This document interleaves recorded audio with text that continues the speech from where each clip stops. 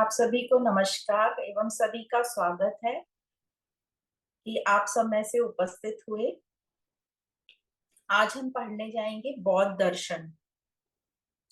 तो बौद्ध दर्शन जो हम पहले भी समझ चुके हैं जब हमने परिचय में पढ़ा था भारतीय दर्शन, कि ये एक नास्तिक कोटि का दर्शन है, पर उच्च कोटि का दर्शन है। और ये दर्शन वेद को प्रमाण नहीं मानते। और इनका जैसे बुद्ध दर्शन हम पढ़ रहे हैं तो भगवान बुद्ध का कहना था कि वेदों को प्रमाण मानने के बजाय बुद्धि का प्रयोग करो, विवेक से काम लो। तो जो बौद्ध दर्शन के संस्थापक थे उन्हें महात्मा बुद्ध माना जाता है। और महात्मा बुद्ध का जन्म जो है कपिलवस्तु में हुआ था। कहते हैं 6वीं शताब्दी के पूर्व में इनका जन्म एक राजघराने में कपिलवस्तु राजधानी में हुआ था। और इनका जन्म का नाम था सिद्धार्थ और गोत्र थी गौतम। एक दिन उन्होंने जैसे सबको स्टोरीज पता है गौतम बुद्ध की, कि उन्होंने देखा कि एक रोगी व्यक्ति को देखा जो कि बहुत दुखी हो रहा था, पीड़ा में दर्द में करहा रहा था। फिर इन्होंने कुछ दिन बाद एक वृद्ध व्यक्ति को देखा जो बुढ़ापे के कारण परेशान हो रहा था, ठीक से चल नहीं पा रहा था, ठीक से खा नहीं पा रहा था। फिर उन्होंने एक शव यात्रा देखी, मतलब मृत शरीर को देखा। तो ये सब सीन देख के ये अत्यंत ही दुखी हो गए और वे जल्दी समझ गए कि ये संसार दुखों का घर है। और उन्होंने अपने इस राजघराने के सारे सुख सुविधा को छोड़कर निकल गए तपस्या के लिए, यह रियलिटी क्या है, ये सत्य को जानने के लिए। और फिर गहरे चिंतन के बाद उन्हें सत्य का दर्शन हुआ, मतलब तत्व की प्राप्ति हुई। और वे फिर भगवान बुद्ध के नाम से जाने जाने लगे। तो बुद्ध का मतलब है कि जिस जो दुखों से निवृत्त हो गया, या निर्वाण, या सत्य की प्राप्ति। उन्हें कई लोग अरहंता नाम से भी जानने लगे। अरहंता मतलब जो पूजने योग्य व्यक्ति, तथागत के नाम से जानने लगे। तथागत एक पाली भाषा का शब्द है। तथागत जो भगवान बुद्ध थे वो अपने कई शिष्यों के लिए या संबोधित करने के लिए तथागत वर्ड का यूज करते थे अपने सत्संग वगैरह में। तथागत का मतलब है तथा गत। गत मतलब जाना, तथा मतलब जो अभी चला गया, वन हु हैज दस गॉन। या तथ आगत जो अभी जस्ट आया है, वन हु हैज दस कम। या फिर इन दोनों से अलग, या आने जाने वाले के परे जिसको कहा जाता है, तो beyond all coming and going. तो इस प्रकार भगवान बुद्ध को अलग अलग नाम से जाना जाने लगा। अब इसके बाद, सत्य की प्राप्ति के बाद, भगवान बुद्ध जो है लोक कल्याण की भावना से अपने संदेश, अपने जो भी उनको संदेश देने थे उसको घूम घूम कर जनता को बताने लगे, जनता तक पहुंचाने लगे। और उन्होंने बताया कि ये जो संसार है ये दुख से भरा है, और दुख का कारण भी है, और दुख दूर करने के उन्होंने उपाय भी बताए। अब इस दौरान उनके कई शिष्य बन गए, कई फॉलोअर्स बन गए। और इस प्रकार बौद्ध धर्म का जो है बौद्ध धर्म और दर्शन का विकास होने लगा। पहले भारत में हुआ बौद्ध धर्म फैला, क्योंकि उस वक्त जो है यहाँ पर वेदों की परंपरा चल रही थी और बलि परंपरा चल रही थी, जिससे सभी लोग बहुत दुखी थे। और जो बौद्ध थे वो भगवान बुद्ध जो थे वो अहिंसा पर चल रहे थे। पर भगवान बुद्ध की अहिंसा और जो जैन धर्म की अहिंसा है उनमें भी डिफरेंस है। वो हम जब जैन धर्म पढ़ेंगे तब और समझेंगे। जो जैन धर्म में अहिंसा है वो बहुत ही कट्टर प्रकार की अहिंसा है।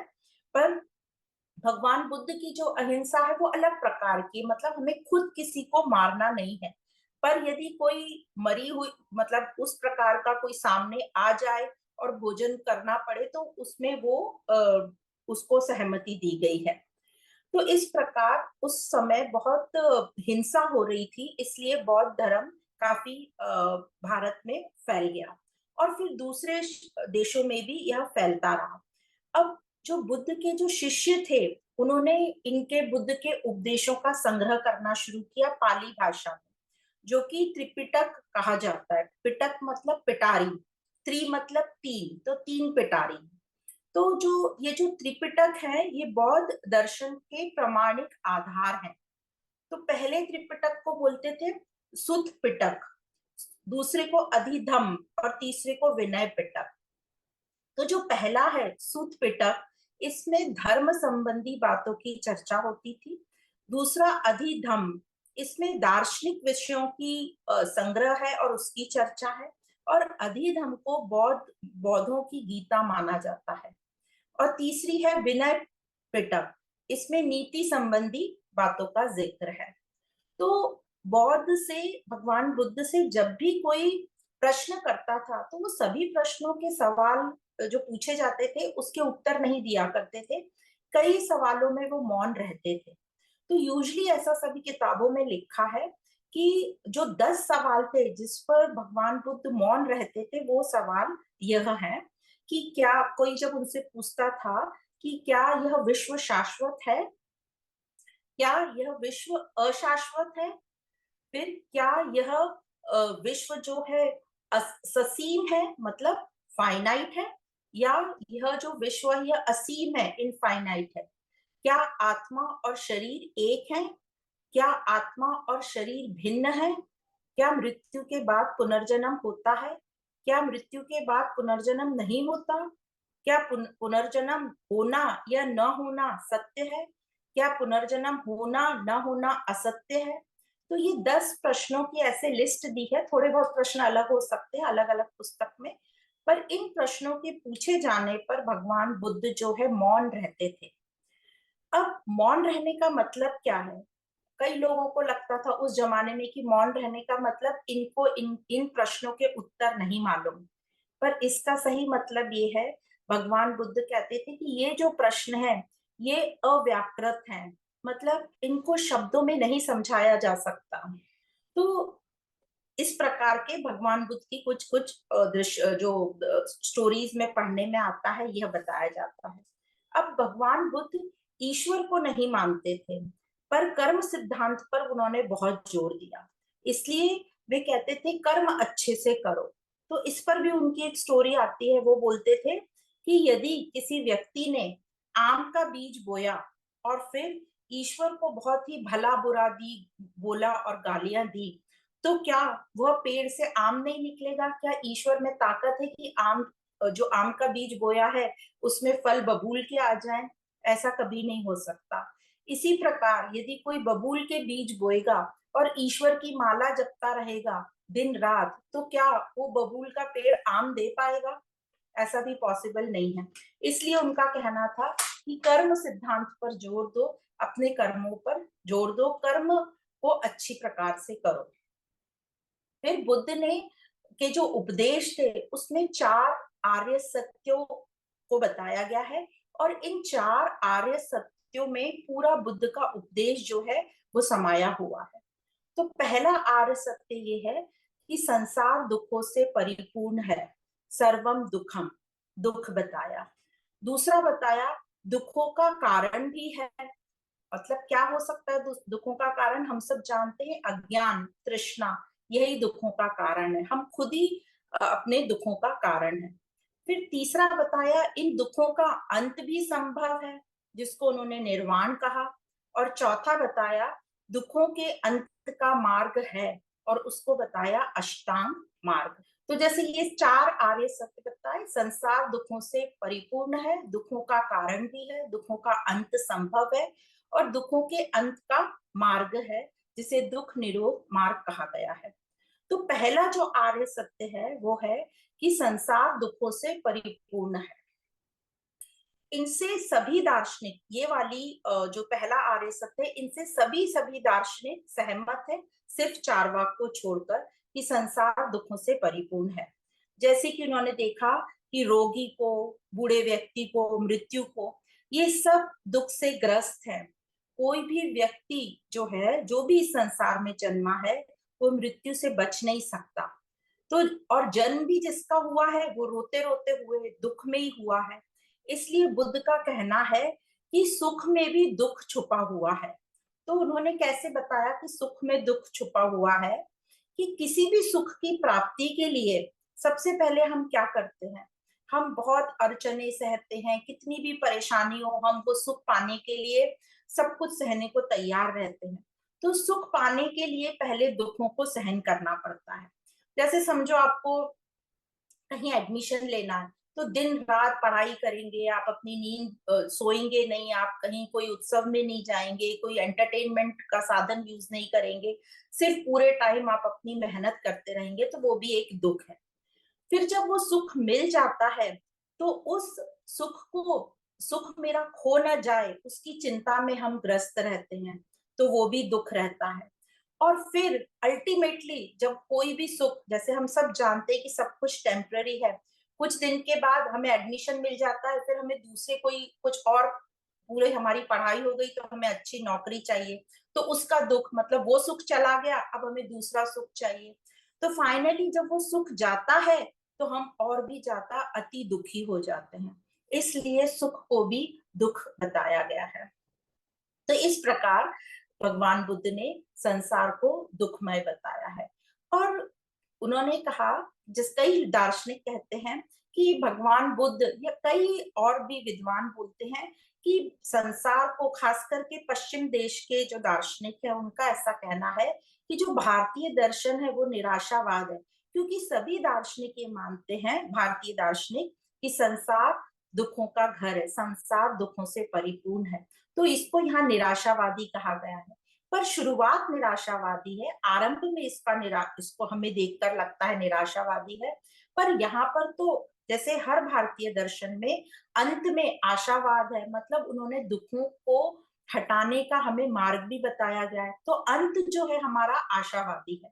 तो इसलिए, और यहाँ पर जो दुखों का अंत को निर्वाण कहा गया है, भगवान बुद्ध ने दुखों के अंत को निर्वाण कहा गया है, और जो बाकी आस्तिक दार्शनिक हैं वो उसे मोक्ष या मुक्ति कहते हैं। तो जो भगवान बुद्ध का प्रथम आर्य सत्य, संसार दुखों से भरा है, भारत के अधिकांश चारवाक को छोड़कर सभी दार्शनिक उससे सहमत हैं। कहा जाता है, जर्मनी के जो दार्शनिक है शोपेनहोवर, उन्होंने भी यही माना है, उनका भी यही कहना है कि संसार सब ओर से निरर्थक है, जीवन एक ऐसा व्यवसाय है जिसमें मूलधन की भी पूर्ति नहीं होती। ये शोपेनहावर का कोट है। अब दूसरा आर्य सत्य, जो दूसरा आर्य सत्य है कि दुख का कारण है, और वो है अविद्या। अविद्या जैसे हम सब जानते हैं, और उसमें भी अविद्या मतलब सबसे बड़ी जो आती है हमारी तृष्णा। तो तृष्णा मतलब हमारी इच्छा। तो पहले तो भौतिक चीजों की इच्छा, जो हमारी जीवन में जो भी हमें चीजें चाहिए, वस्तुएं चाहिए, उनको हम इकट्ठा करते हैं, सुख सुविधा की वस्तुएं उनको इकट्ठा करते हैं। पर उससे भी ज्यादा जो सबसे बड़ी तृष्णा है, भव तृष्णा जिसको बोलते हैं, कि मैं दोबारा जन्म लूं, या मैं ये जीवन में चलता रहूं, मृत्यु मुझे आए ही ना, ये सबसे बड़ा दुख है। कहते हैं कि दोबारा जन्म लूं मतलब फिर दुख होगा, क्योंकि फिर हम सुख की कामना करेंगे, और हर सुख क्षणिक है। और यह जो तृष्णा हो रही है, अज्ञान ही इसका कारण है। और दुख का जो अंत है उसको निर्वाण का है, मतलब जब कोई भी जन्म मरण नहीं हो, उसकी ये एंड बात बता रहे हैं। तो बार बार बुद्ध यही कह रहे हैं कि यह जो संसार है क्षणिक है, सुख भी क्षणिक है, सब चीज प्रतिक्षण बदल रही है, सब चेंज हो रहा है, तो इस चेंज में अटको मत। तो अब आगे बताएंगे वो कि क्षणिकवाद से कैसे बचे, उससे तो हम आगे बात करेंगे, पर पहले तीसरा आर्य सत्य जो है उसको हम पढ़ते हैं, थर्ड नोबल ट्रुथ। तो पहले में तो बताया कि संसार दुखमय है, दूसरे में बताया दुख का कारण अविद्या, और अब तीसरे में बताया कि ये जो कारण है अविद्या, इसको खत्म कैसे कर सकते हैं, इसको कैसे खत्म करेंगे ताकि इसकी उत्पत्ति नहीं हो। तो अविद्या जो कारण है उसी को खत्म करेंगे तो कारण से कार्य की उत्पत्ति नहीं होगी, तो ये जो साइकिल है, कार्य कारण, जो कॉज एंड इफेक्ट है, वो खत्म हो जाएगा। इसको बताने की कोशिश कर रहे हैं ताकि दुख का अंत हो सके, जिसे दुख निरोध या निर्वाण कहा गया है। तो जैसे बताया, सब आस्तिक दर्शन वाले इसको मुक्ति या मोक्ष कहते हैं। तो बुद्ध का कहना है निर्वाण की प्राप्ति इसी जीवन में संभव है, जब हर एक व्यक्ति या कोई भी व्यक्ति अपने ही जीवन काल में राग द्वेष मोह आसक्ति अहंकार इन चीजों पर विजय प्राप्त कर ले, तो वो मुक्त हो सकता है। तो जब मनुष्य इन सब से रहित हो जाएगा, तो वो या जब वो संसार को अनित्य मानकर कोई भी कर्म करेगा, तो वो या अनासक्त मान होकर कर्म करेगा, तो वो कर्म बंधन में उलझेगा ही नहीं और उसकी जन्म मरण से मुक्ति हो जाएगी। और उन्होंने इसकी तुलना किससे करी है? जैसे बीज होते हैं, जब हम बीज को बोते हैं वो कच्चे बीज होते हैं, पर उन्हीं बीजों को यदि आप रोस्ट कर लो या सेक लो तो वो फिर बीज अंकुरित नहीं होते।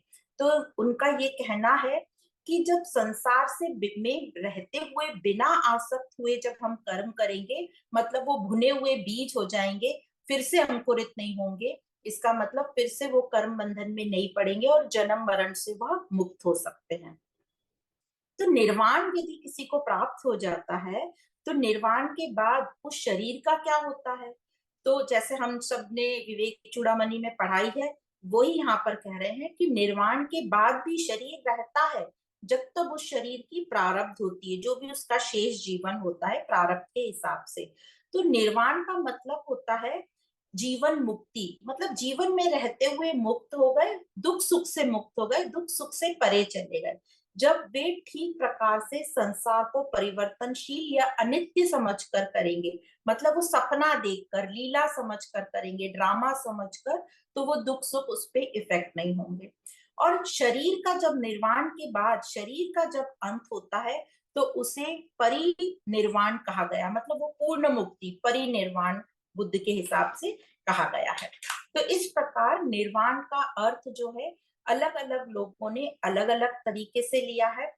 निर्वाण का वैसे आप शाब्दिक मीनिंग समझेंगे तो उस निर्वाण का मतलब होता है बुझा हुआ, या फिर सब कुछ नष्ट हो जाना, या फिर ब्लोन आउट, उड़ जाना।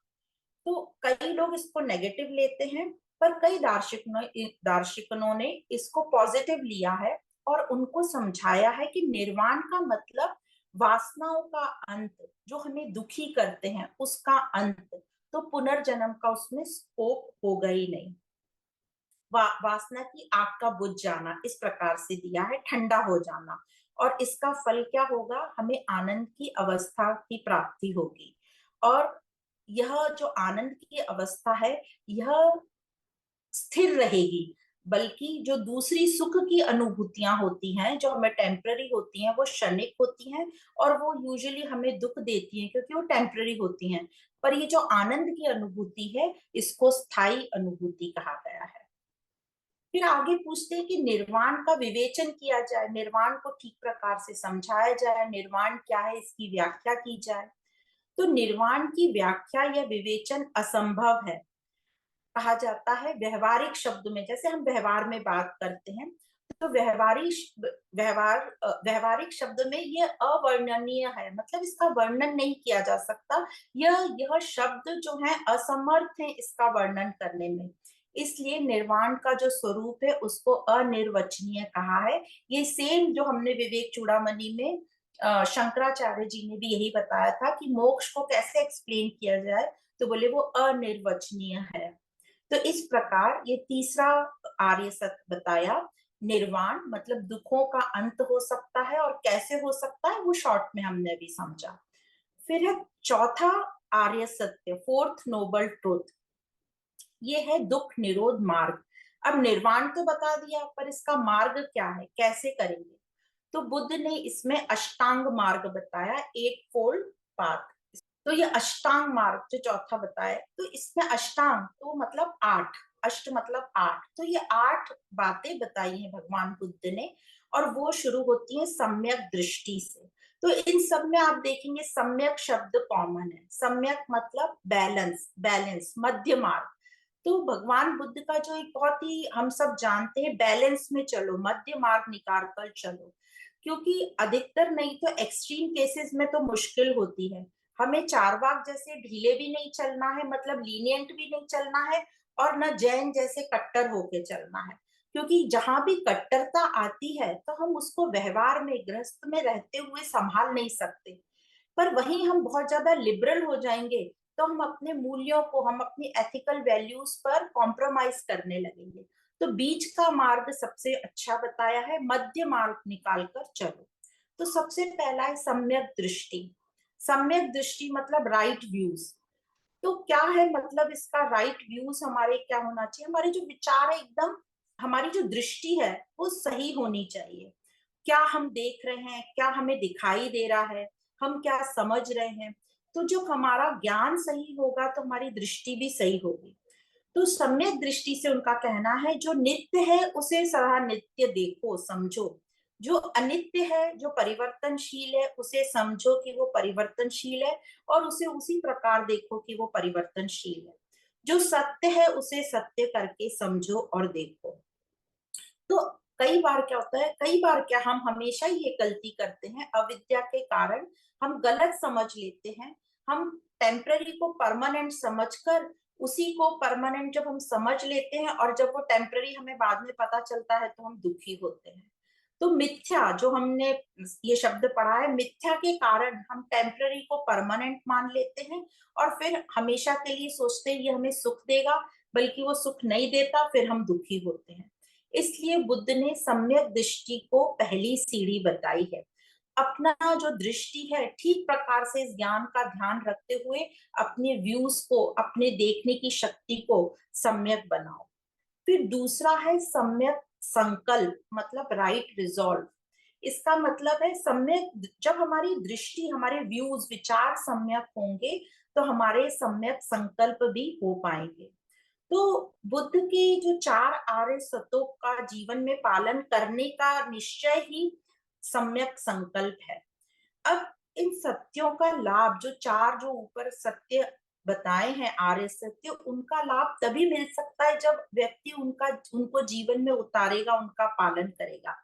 तो पहला तो बोलते हैं संकल्प करो निर्वाण का, कि मैं इस दुनिया में क्यों आया हूं, दुखों को दूर करने के लिए, मतलब अपने आप को मुक्त निर्वाण को प्राप्त करने के लिए। और वो कब हो पाएगा, जब हम थोड़ा थोड़ा विषय वासना से दूर हटेंगे। फिर दूसरा उन्होंने कहा द्वेष एवं हिंसा वाले विचारों का त्याग का संकल्प। हमें कोई भी दूसरों से द्वेष नहीं करना है और उनको हिंसा नहीं पहुंचानी है। तो ऐसे भाव भी हमारे अंदर आते हैं तो उन विचारों का, उन संकल्पों का त्याग, मतलब कोई भी अशुभ कार्य करने का हमें जो संकल्प है उसका त्याग करना है। और जब हम ऐसे संकल्प करते हैं कि हम सिर्फ शुभ करें, तो उसमें परोपकार और त्याग की भावना, दूसरों के लिए हम अच्छे काम करें, दूसरों के कल्याण के लिए, और त्याग की भावना हमें अपने आप हमारे में आ जाएगी।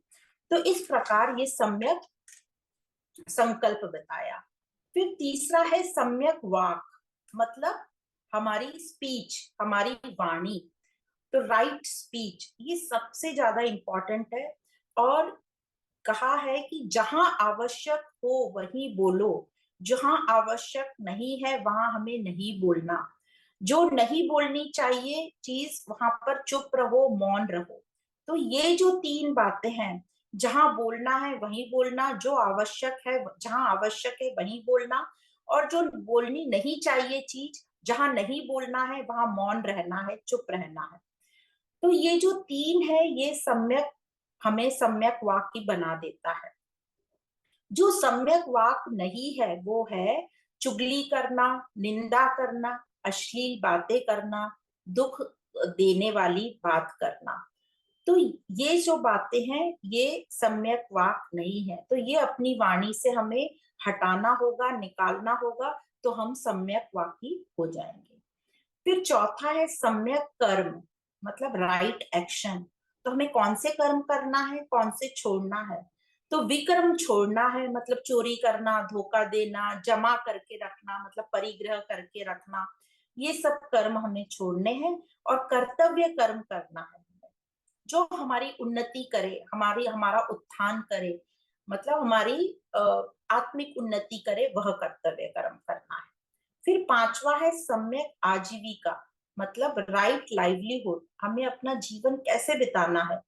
तो अपना जीवन बिताने के लिए जो भी हम धन की प्राप्ति करते हैं वो सम्यक होनी चाहिए, मतलब सही तरीके से कमाई होनी चाहिए, ईमानदारी से। कहते हैं भगवान बुद्ध जो गलत तरीके से कमाई होती है उसका लाभ किसी को भी नहीं मिलता, वो कभी भी आपका कल्याण नहीं कर सकता। वो दो जगह जाता है, या तो चोरों के हाथ में, या डाकुओं के हाथ में, या डॉक्टरों के हाथ में। तो गलत कमाई नहीं होनी चाहिए। यही यहाँ पर बताइए कि अपनी जीवन चलाने के लिए हमें जो भी चीज चाहिए उसमें हमारा परिश्रम भी होना जरूरी है और ईमानदारी भी होना जरूरी है। तो इस प्रकार सम्यक आजीविका बताई। फिर छठा बताया सम्यक व्यायाम, मतलब एफर्ट्स, हमारा हम मेहनत, राइट एफर्ट्स। तो व्यायाम का मतलब यहाँ पर मेहनत है, परिश्रम है। परिश्रम भी हमें सही चीज के लिए करनी चाहिए, श्रेयस्कर, जो हमारे लिए बेनिफिशियल है। तो इस प्रकार यहाँ तक बताए कि जो पांच ऊपर के जो पांच बताए, उसके बाद भी हमारा जो मन है बार बार पास्ट में, फ्यूचर में जाता है। मन में ऐसे पुराने विचार आने लगते हैं, फिर बुरे विचार आने लगते हैं। तो इस पर हमें काम करना है, इस पर परिश्रम करनी है कि हमारे मन में बुरे विचार नहीं आए, और आए भी नहीं, वो हमसे बाहर निकले। हमें उन ताकत लगानी है कि हमारे मन से बुरे विचार बाहर निकले, और पूरी कोशिश करनी है कि वो बुरे विचार वापस अंदर नहीं आए, ये दूसरे बुरे विचार भी अंदर नहीं आए। और अच्छे विचारों को हम डालते रहेंगे तो बुरे विचार अपने आप बाहर निकल जाएंगे। तो अपने मन से बुरे भावों को हमें निकालने के लिए हमेशा अच्छी बातों को अंदर डालना है। हमेशा कोशिश करते रहना है कि मेरे अंदर कुछ अच्छे विचार जाएं। तो इसी को सम्यक व्यायाम कहा जाता है। तो इसके लिए हमें परिश्रम करनी है, नेगेटिव को खत्म करना है। परिश्रम तो हर हाल में करना है, ताकि जो हमारा मन है वो हमेशा शुभ स्थिति में रहे, शुभ मन स्थिति हमारी बनी रहे। और जैसे कहते भी है ना कि बिना परिश्रम के तो कुछ हासिल नहीं होता, तो परिश्रम अवश्य करें पर सही डायरेक्शन में करें। फिर है सम्यक स्मृति। सम्यक स्मृति मतलब हमारे मन में जो यादगार है, स्मृतियां हैं, वो सही होनी चाहिए। तो जो ज्ञान हमको दिया जा रहा है, अभी तक जो हमने ज्ञान ज्ञान दिया है और आगे भी जो दिया जाएगा, उस ज्ञान को हम हमेशा स्मृति में रखें, अपने मन के अंदर रखें। राइट माइंडफुलनेस भी इसको कहा जाता है। तो हमें जो नित्य अनित्य का ज्ञान मिला है, टेम्पररी परमानेंट का, उसका हम ध्यान रखते रहें। दुख वाली स्मृतियों को मिटाना है और सुख वाली स्मृतियों को याद रखने की कोशिश करनी है। हमने किस पर एहसान किया है उसे हमें भूल जाना है, पर हम पर किसने एहसान किया है उसको याद रखना है। हमेशा हमें याद रखना है कि शरीर, वस्तुएं, परिस्थिति सब नश्वर हैं।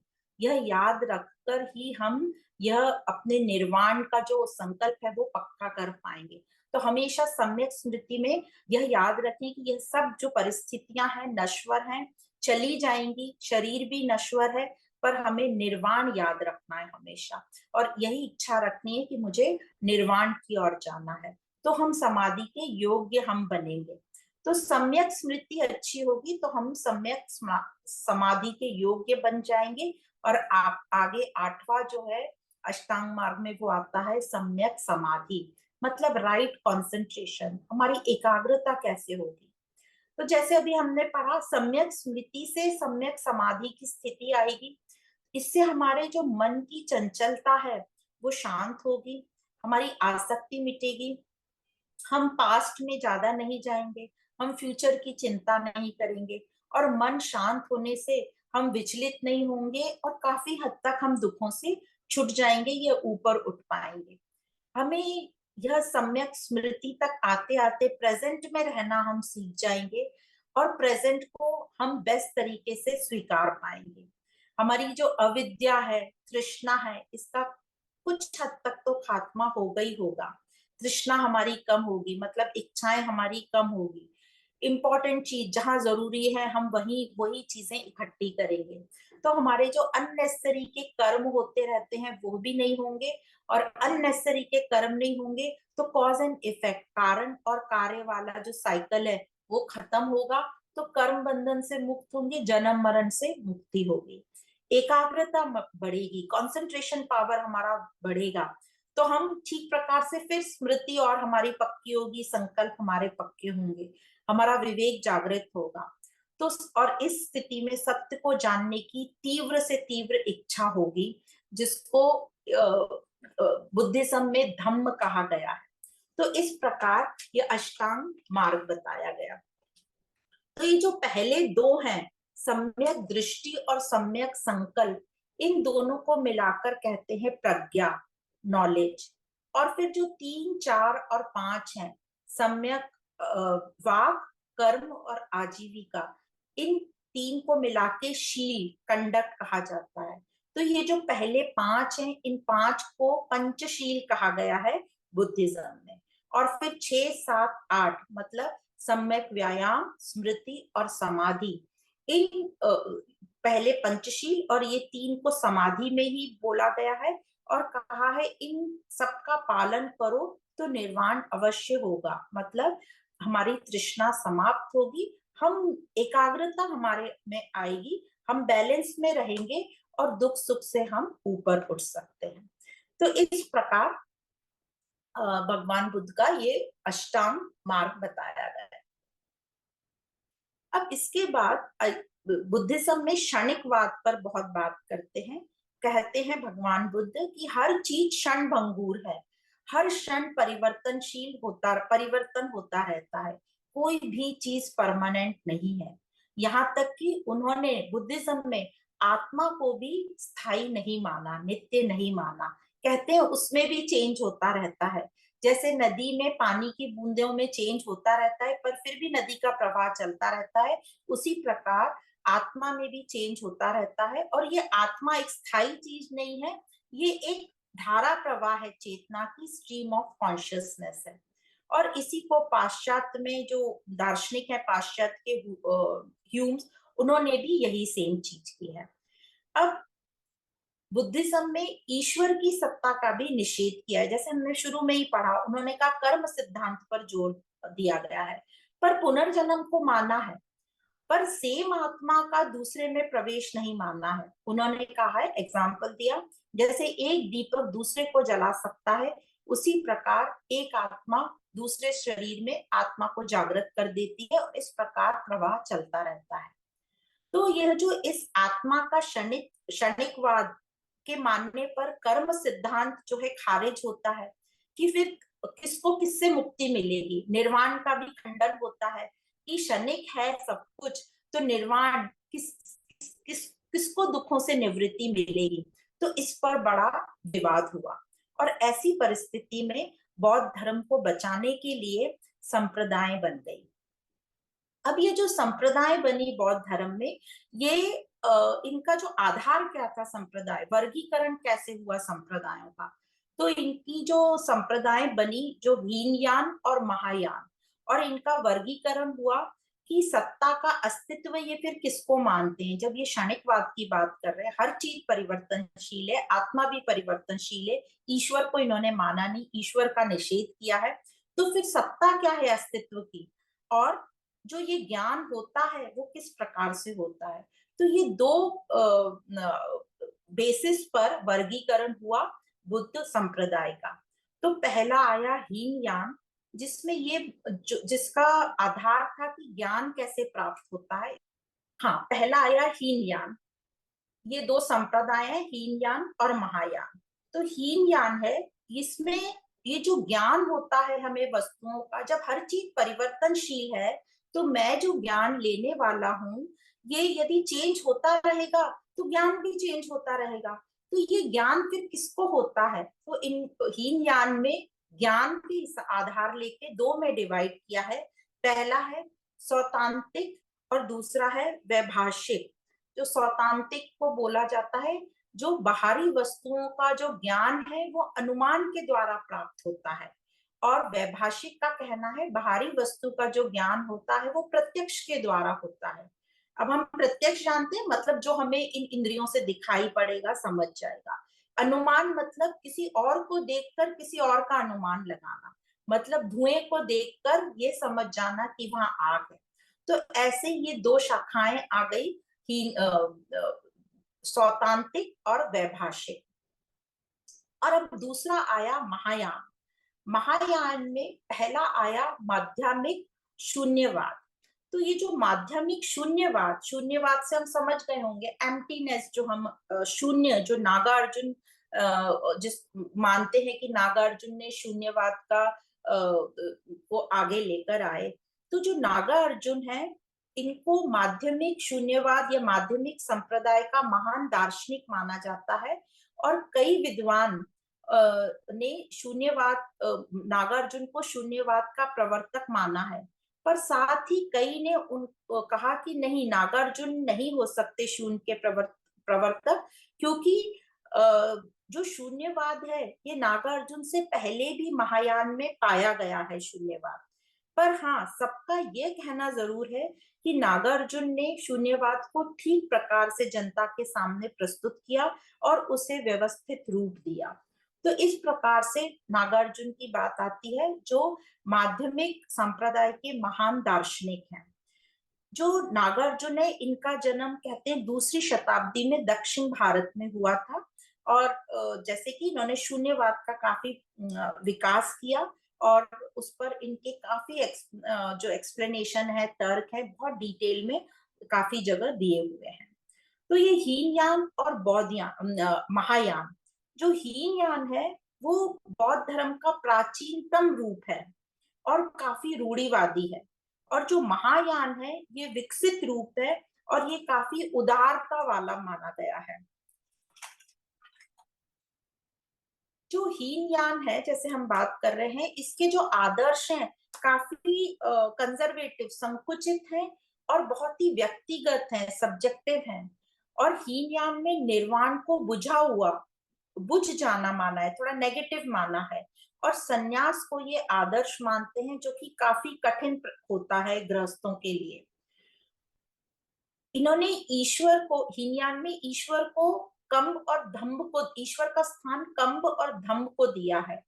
कम मतलब संसार, क्षणिकवाद, संसार परिवर्तनशील है और और कर्म सिद्धांत पर दिया है, कारण और कार्य पर, कि किसी भी चीज का यदि कारण है तो कार्य भी होगा, कॉज एंड इफेक्ट।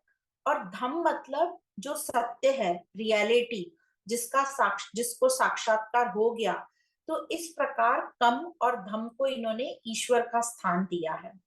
और ऐसा कहा जाता है बौद्ध धर्म के हर एक अनुयायी को बुद्धम शरणम गच्छामि, धम्मम शरणम गच्छामि, संगम शरणम गच्छामि का व्रत लेना जरूरी है। मतलब बुद्धम शरणम गच्छामि मतलब हम सब बुद्ध की शरण ले। धम्मम शरणम गच्छामि मतलब हम सब उस सत्य को जानने प्राप्त करने की जिज्ञासा रखें। संगम शरणम गच्छामि मतलब कि हम सब जो बुद्ध हैं उनके जो सत्संग है, यहाँ जहाँ जो मंदिर जैसा स्थान होते हैं वहां जाएं, उनके अनुयायियों के साथ रहें, ताकि हमारा आत्मबल बढ़े, ताकि वह श्रद्धा हमारे में कायम रहे। तो इस प्रकार ये हीनयान को बताया गया है। हालांकि हीनयान इतना विकसित नहीं हुआ, क्योंकि वो थोड़ा सा कंजर्वेटिव था और कट्टर था, कठिन था पालन करने में। पर जो माध्यमिक शून्यवाद था, यह बौद्ध दर्शन की मुख्य संप्रदाय में आ गया। और शून्य का वैसे हम सब शब्दों में तो अर्थ समझते हैं, शून्य मतलब कुछ नहीं। यहाँ पर ये कह रहे हैं शून्य का मतलब किसी भी वस्तु का अस्तित्व नहीं मानना। परंतु जो माध्यमिक शून्यवाद है, उसको नागार्जुन ने कहा, उसका अर्थ है वर्णन करने के भी परे, वर्णनातीत, इनडिस्क्राइबेबल, मतलब जिसका डिस्क्रिप्शन नहीं हो सकता। तो नागार्जुन के अनुसार जो परम तत्व है वो अवर्णनीय है, उसका वर्णन नहीं किया जा सकता। सेम जैसे शंकराचार्य जी ने कहा कि परम तत्व, उस निराकार का वर्णन नहीं करा जा सकता। तो नागार्जुन के लिए, अब सेम आप थ्योरी देखेंगे नागार्जुन की और जो हमने शंकराचार्य जी की पढ़ी है। नागार्जुन के लिए यह जो संपूर्ण जगत है ये क्या है, भ्रम मात्र है। जगत के सभी अनुभव भ्रम मात्र हैं, रिलेटिविटी में चलते हैं, सापेक्षता में, अनित्य हैं। परंतु निर्वाण में जो अनुभूति होती है वह नित्य है, पारमार्थिक है, निरपेक्ष है। यह अनुभूति जगत से परे है। तो इस प्रकार जो माध्यमिक शून्यवाद और जो शंकराचार्य जी का अद्वैत दर्शन जो है थोड़ा मिलता जुलता है। शंकराचार्य जी ने भी क्या कहा था, उन्होंने सत, असत और मिथ्या, प्रतिभासिक सत, व्यवहारिक सत्य और पारमार्थिक सत्य। प्रतिभासिक मतलब जो सपने में, और जब सपने से वो जाग जाता है फिर व्यवहार में आ जाता है, और उसके ये दोनों मिथ्या बताई थी, प्रतिभासिक और व्यवहारिक सत्य मिथ्या। और पारमार्थिक सत्य, जब वो ये व्यवहार से भी जब ये ऊपर निकल जाता है, व्यवहार करते हुए भी व्यक्ति समझ जाता है कि ये अनित्य है, ये सब लीला है, और फिर वो आसक्ति रहित होकर जब कर्म करता है तब वो परमार्थिक सत्य जान पाता है। तो इस प्रकार वहां शंकराचार्य जी ने परमार्थिक सत्य निर्गुण ब्रह्म को कहा गया है, और यहाँ नागार्जुन ने शून्य कहा है। तो ये महायान में जो नागार्जुन का माध्यमिक शून्यवाद है, उसमें ज्ञान को 3 प्रकार का बता दिया, भ्रामक, सापेक्ष, निरपेक्ष। वही जो सत असत मिथ्या की बात, भ्रामक मतलब मिथ्या, सापेक्ष मतलब व्यवहार वाला सत्य, और निरपेक्ष मतलब पारमार्थिक सत्य। तो दोनों में समानताएं हैं काफी, नागार्जुन के माध्यमिक शून्यवाद में और शंकराचार्य जी के अद्वैत ज्ञान में। और दोनों में समानताएं होने के कारण कुछ विद्वान शंकराचार्य जी को प्रछन्न बौद्ध भी कहते थे, बुद्धा इन डिस्गाइज। तो इस प्रकार से शंकराचार्य जी को कहा जाता था। शंकराचार्य जी तो ये बुद्ध के काफी बाद में आए, पर ऐसा कहा जाता है। अब जो हम ये माध्यमिक शून्यवाद के बाद योगाचार विज्ञानवाद बताया है, ये जो योगाचार विज्ञानवाद है, ये विज्ञानवाद के प्रवर्तक असंग और वसुबंधु को कहा जाता है, और कहते हैं कि एक लंका अवतार सूत्र है, ये विज्ञानवाद का मुख्य ग्रंथ माना जाता है। कहते हैं जब यह धर्म लंका में आया तो इसको लंका अवतार कहा गया, और इसमें भगवान बुद्ध के ज्ञान की बातें हैं। भगवान बुद्ध और महामती के बीच बोधिसत्व कहा जाता है, जो इस बुद्ध सत्व की प्राप्ति के लिए तैयार है। तो उनके बीच की वार्ता या उन्होंने जो भी उनको ज्ञान दिया होगा, ये सब लंका अवतार में आता है। जैन बुद्धिस्ट का ये एक महत्वपूर्ण ग्रंथ है, और यह जो संप्रदाय है ये नेपाल, तिब्बत, चीन, जापान, मंगोलिया में काफी प्रचलित है। तो विज्ञानवाद क्या है? विज्ञानवाद के अनुसार विज्ञान ही सत्य है। विज्ञान मतलब चित्त, कॉन्शियसनेस को बोल रहे हैं, वही सत्य है। जो कुछ भी है विज्ञान है, ऐसा ये योगाचार वाली संप्रदाय का कहना था। All that is consciousness. तो उन्होंने इसको सपने के एग्जाम्पल से प्रूफ किया कि कैसे कॉन्शियसनेस चित्त ही की सत्ता है। उन्होंने कहा जैसे हम सपना देखते हैं, तो सपने में हम जो भी दृश्य देखते हैं, हमें क्या लगता है कि वो सब अलग अलग है, अलग अलग व्यक्ति दिख रहे हैं, परिस्थितियां दिख रही हैं। पर जब हम उठते हैं तो हमें क्या समझ में आता है कि सब कुछ मेरे ही अंदर था। तो इसी प्रकार हम सभी साधारण जो मानसिक अवस्था में जब में जो भी हमें बाहर मालूम पड़ता है, जो भी बाहर पदार्थ हैं, वो सब बाहर नहीं है, वो सब मेरे अंदर ही है। इससे ये प्रमाणित होता है कि ज्ञान से भिन्न वस्तु का कोई अस्तित्व है ही नहीं, मतलब कॉन्शियसनेस के अलावा कुछ नहीं है। यदि कॉन्शियसनेस है तो सब कुछ है, नहीं तो कुछ भी नहीं है। तो यह प्रमाणित, ये एग्जाम्पल से, सपने के एग्जाम्पल से इन्होंने बताया कि जो हम जो बाहर पदार्थों को देखते हैं, वह सारे पदार्थ हमारे मन में ही उपस्थित है। इसलिए ज्ञान से भिन्न कुछ भी नहीं, और सभी बाहरी पदार्थ मन में है। इस मत का जो है इस मत से जो पाश्चात्य दार्शनिक हैं, उनको वो उन्होंने इसको एक शब्द दे दिया, सब्जेक्टिव आइडियलिज्म। इसको सब्जेक्टिव आइडियलिज्म कह के पाश्चात्य दार्शनिकों ने इसको संबोधित किया। और फिर कहा कि विज्ञान के अब 2 भेद हो गए। तो कॉन्शियसनेस, तो एक तो मेरी कॉन्शियसनेस और एक सबकी कॉन्शियसनेस, तो 2 में डिवाइड किया विज्ञान को, कॉन्शियसनेस को, चित्त को। यही चीज हमने उपनिषदों में भी पढ़ी थी। तो पहली है प्रवृत्ति विज्ञान, मतलब इंडिविजुअल कॉन्शियसनेस, व्यक्तिगत चित्त, व्यक्तिगत कॉन्शियसनेस। और दूसरी है आलय विज्ञान। आलय विज्ञान मतलब एब्सोल्यूट कॉन्शियसनेस, या आलय का मतलब होता है घर या निवास स्थान।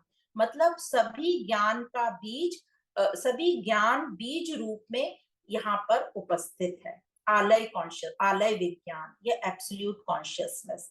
तो जो आलय विज्ञान है ये समस्त जीवों में व्याप्त है। सारा जो जगत है ये आलय विज्ञान की अभिव्यक्तियां हैं, रिफ्लेक्शन है।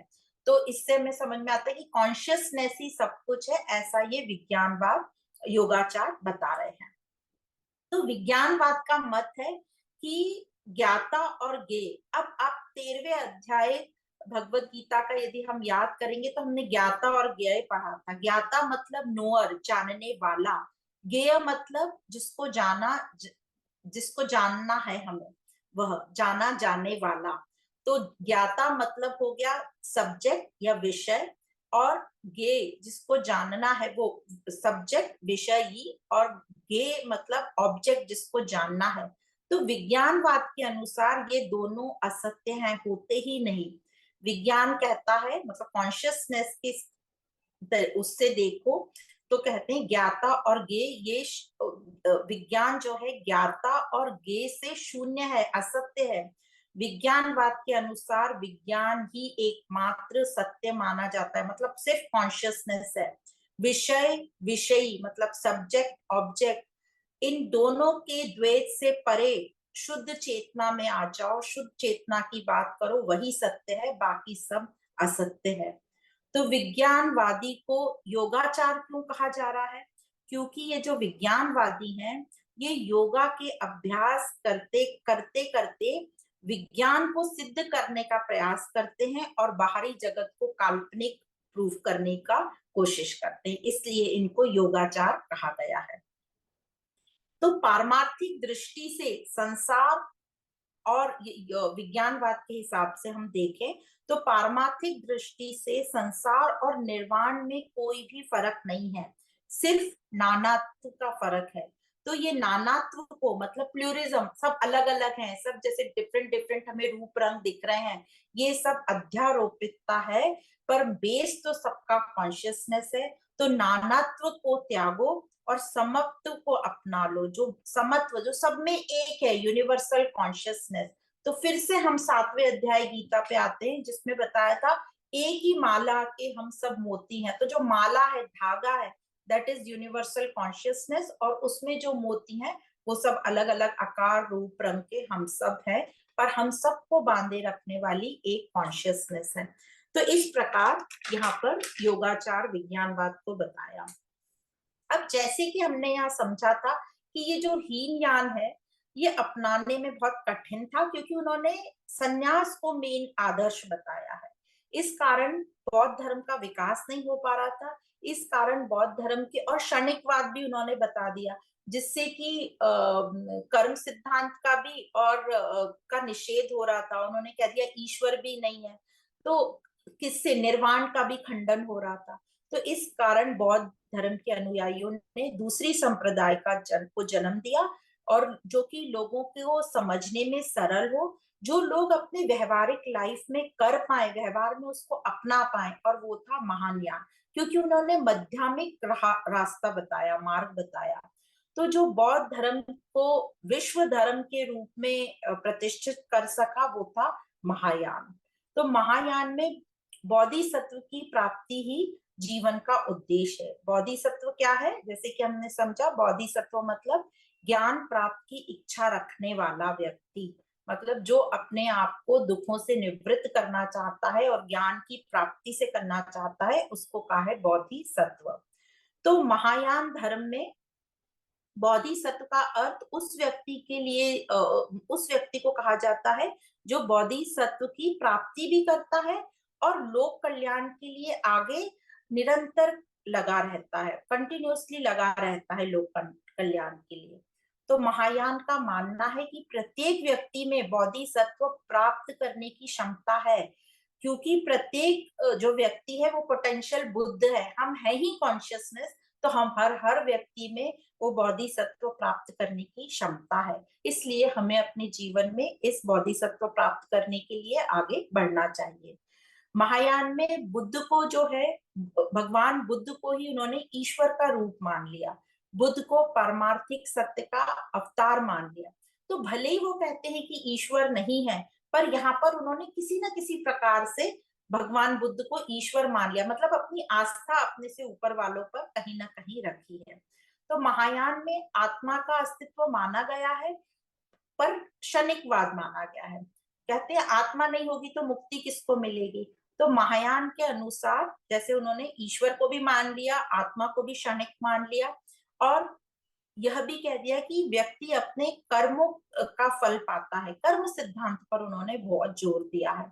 और फिर कहा कि यदि मनुष्य संसार का पारमार्थिक रूप समझ ले तो संसार में रहकर ही वह निर्वाण की प्राप्ति कर सकता है।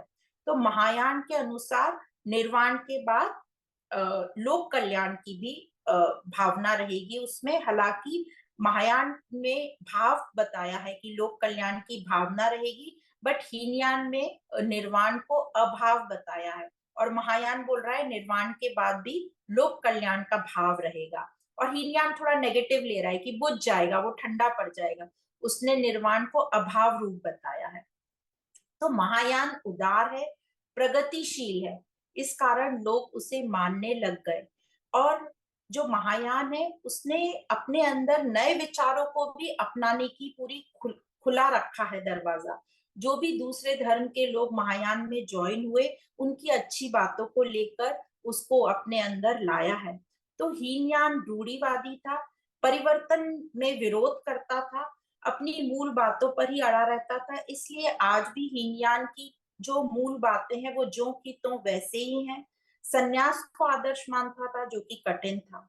तो इसी का यह फल है कि महायान जो कि जिसने नई चीजों को भी अपनाया और थोड़ा मध्य मार्ग निकाला, तो आज भी वह जीवित है। तो ये तो थे दो मेन संप्रदाय, हीनयान और महायान।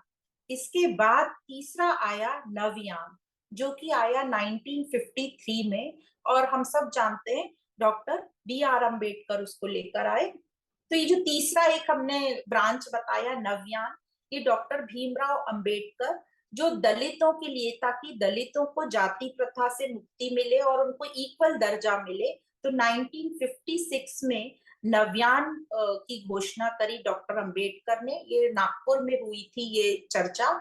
और दलितों के लिए, दलितों के फेवर के लिए 90% जो इसको ज्वाइन करने वाले लोग महाराष्ट्र में ही निवास करते हैं। और इस नवयान को नियो बुद्धिज्म भी कहा जाता है।